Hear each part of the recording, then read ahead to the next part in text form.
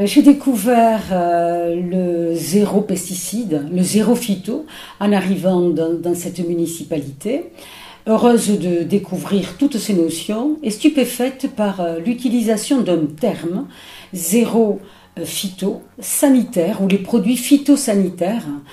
J'ai découvert que derrière ce terme, il y avait en réalité la notion de pesticide, avec le terme phyto qui cache une réalité. Donc on a placé le curseur très haut. C'est-à-dire on s'est dit on abandonne d'ici 3 ans les pesticides sur l'ensemble du territoire communal.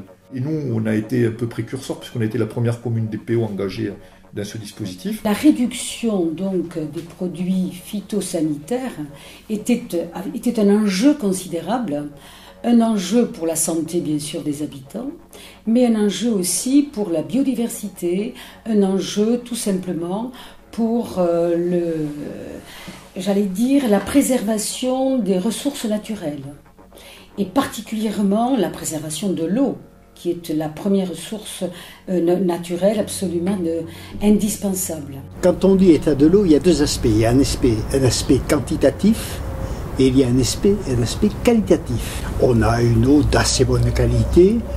C'est irrégulier selon que les endroits, soit les secteurs, soit plaines, soit montagne ou moyenne montagne. L'eau utilisée pour la consommation, c'est de l'eau profonde, de forage. La qualité dépend dans la plaine de la profondeur. Elle est soumise à toutes les contaminations de surface. Soit elle est profonde, elle est un peu plus sauvegardée, mais il y a également notamment des pesticides profonds à 130 mètres. Donc ce n'est pas un schéma idyllique. Actuellement, on a encore les produits descendants des pesticides initiaux, les produits de dégradation qui sont encore dans l'eau. Et puis il ne faut pas que ça dégénère. C'est la raison pour laquelle il y a 10 forages, 10 captages prioritaires dans notre département qui sont en quelque sorte des captages de surveillance.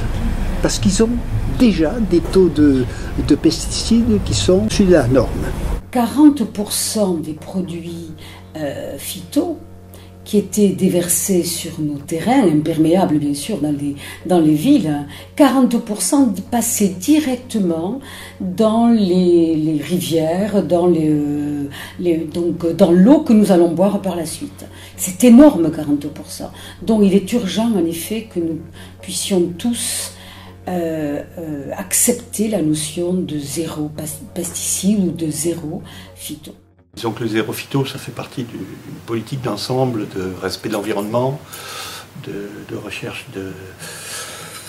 de production d'énergie propre, on va dire, énergie renouvelable. Ça fait partie des 3 grandes, c'est les 3 côtés du triangle de l'écologie, on va dire, c'est-à-dire il y a le côté bien vivre, bien-être des gens.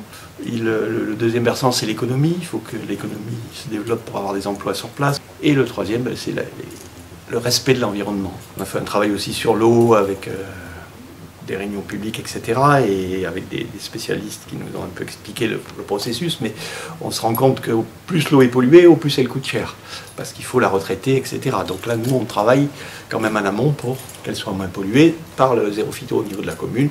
Et en essayant de convaincre aussi les vignerons, les agriculteurs d'utiliser moins de produits. Et les agriculteurs savent d'ailleurs que les premiers exposés, ce sont eux. Et donc ils font maintenant très attention, ils savent qu'il y a des normes. On m'avait déjà appris à travailler sans les produits phytosanitaires, donc tout simplement j'ai mis en place ma façon de travailler. Et donc comme la mairie m'a suivi sur ma façon de travailler, j'ai pu développer ça tranquillement. Et tout doucement venir vers le zéro et jusqu'à arriver totalement à zéro et puis où tout le monde s'est habitué à ce que je travaille comme ça. L'environnement aujourd'hui, aussi bien familial, domestique qu'extérieur est fortement attaqué. Il y a beaucoup de phtalates, des produits, des pesticides, des biphénols A, on parle aujourd'hui de biphénol A, des dioxines, de PCB. Et tous ces produits vont se retrouver dans la chaîne alimentaire et perturber l'organisme. Voilà. Donc il fallait un jour ou l'autre qu'on fasse, nous aussi, qu'on mette notre contribution à la protection de la planète et la protection de notre village. Voilà. Donc les élus ont souhaité, à partir d'un constat, bien d'aller de l'avant et de franchir le pas et de passer à 0 pesticide. Donc c'est une démarche qui est née il y a quelques années, justement à l'initiative de Monsieur le maire. Il a vu les agents des services techniques désherber près des écoles. Voilà, c'était un petit peu le choc un petit peu de la réalité. Donc on a mis en place un plan d'amélioration des pratiques phytosanitaires et horticoles, c'est-à-dire un plan qui déjà dresse un état des lieux sur la commune, des zones traitées. Alors là on a pris quand même conscience à ce moment-là de l'impact, puisqu'on a eu une idée précise des surfaces qui étaient traitées. Alors elles n'étaient pas toutes traitées en plein, des fois c'était seulement par tâche, mais ça fait quand même 14 hectares d'espace public, en incluant le stade et les cimetières, puis tout ce qui est espace vert, cours de récréation des écoles, et 26 km du linéaire de voirie, pour une commune qui ne compte que 3300 habitants. Une aide assez importante, alors ici c'est 15 000 €, c'était fait en 2010, on a eu une aide assez importante donc, de l'agence de l'eau, puis la région nous a aidés aussi, c'est-à-dire qu'avec un accompagnement technique du conseil général, en gros, on n'avait que 20% à notre charge. À première vue, le coût n'était pas un problème, parce qu'on savait que, de toute manière, si on abandonnait les herbicides, puisque c'est bien des herbicides dont il est question, parce que les insecticides, on en mettait très peu sur la commune, il fallait qu'on se dote de matériel, dont le coût, ça a été d'acquérir du matériel, des rotophiles, des engins pour couper l'herbe, ainsi que des désherbeurs thermiques qui vont nous permettre de créer des chocs thermiques au niveau des plantes pour pouvoir les supprimer. Franchement, ça n'a pas été le gros problème de cette opération, le coût. Mais disons que en coût, il n'y a pas vraiment d'impact. Le coût, c'est le temps de travail en fait des employés. C'est-à-dire que, bon, évidemment, pour là où désherber, par exemple, un produit va prendre 1 heure, d'arracher, de faire, tous les processus manuels ou même mécaniques va prendre 3 heures peut-être de travail. Ça, on peut pas nier qu'il y a un temps supplémentaire. Mais c'est pas peut-être si considérable que certains peuvent le croire, parce qu'après, à la longue, on adapte les espèces. J'ai fait un espace vert avec des plantes méditerranéennes. Donc ça a plusieurs avantages. Déjà, les végétaux sont adaptés à chez nous. Donc on arrose moins, elles se débrouillent par elles-mêmes. Ensuite, on voit bien que c'est des plantes qui se développent assez bien. Après, c'est des végétaux qu'on a l'habitude de voir dans la nature, entourés d'herbes, etc. Donc, à partir du moment où on les dispose comme ça sur un espace vert, on peut se permettre d'avoir des mauvaises herbes qui poussent entre. Ça choque personne. Voilà. Donc là, on limite aussi l'intervention sur le désherbage. Bon, après, c'est sûr que quand l'herbe devient vraiment très grande, on coupe pour abaisser la végétation. Mais voilà, c'est pas choquant. On évite d'utiliser des pesticides, etc.